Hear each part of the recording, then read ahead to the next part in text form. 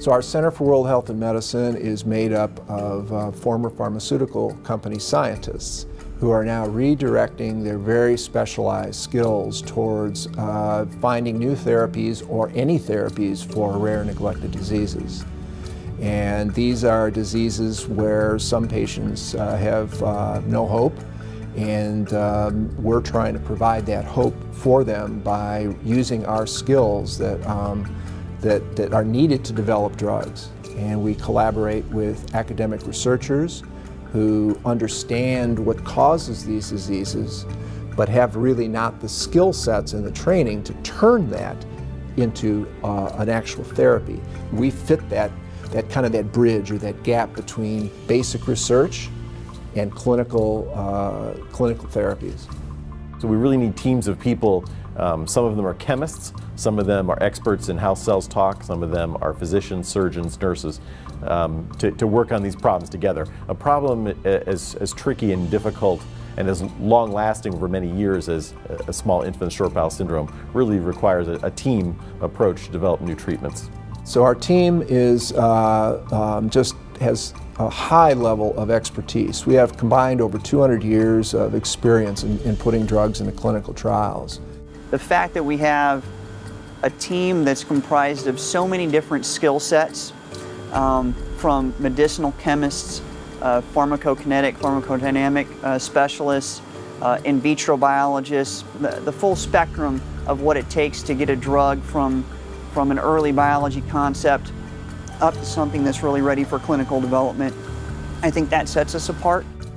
Well, I think what I really enjoy being part of an academic drug discovery center is the freedom to go wherever the data takes us without regards to the potential commercial opportunity for that product, and the opportunity, I think, to work with many different types of scientists. In industry, we worked with lots of other industry scientists, but here we have the opportunity to work very closely with both basic scientists and clinicians who aren't typically found in high abundance in the pharmaceutical companies.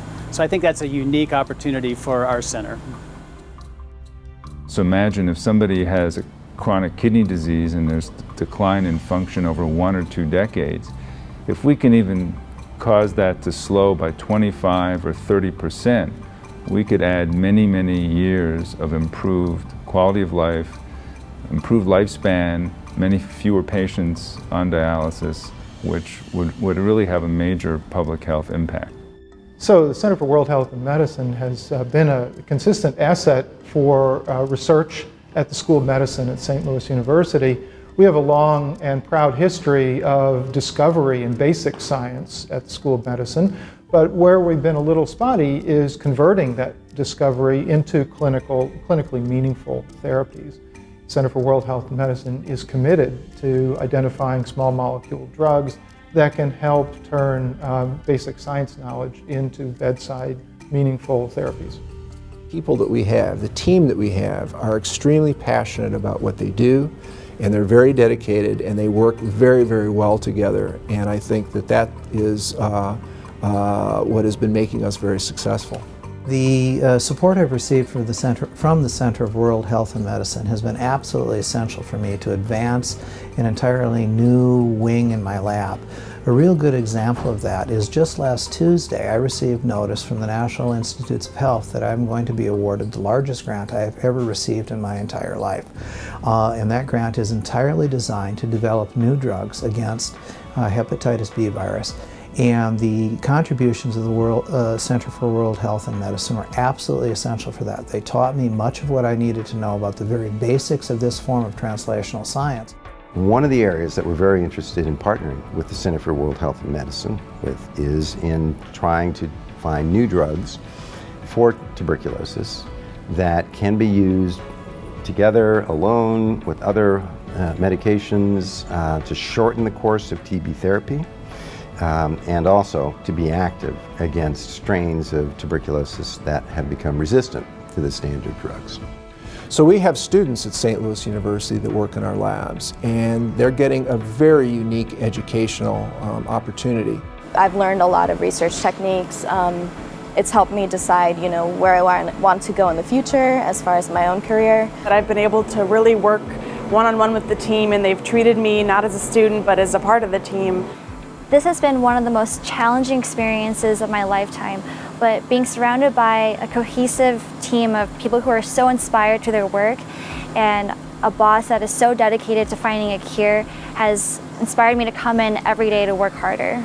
I've also really didn't expect to be this emotionally invested in a project like this in my undergrad career, so I could easily say that this has been one of the most invaluable opportunities I've had. In my current role, I spend a lot of time working on grant applications. If we don't have to spend time working on finding funds, we can actually spend much more of our time on doing the research.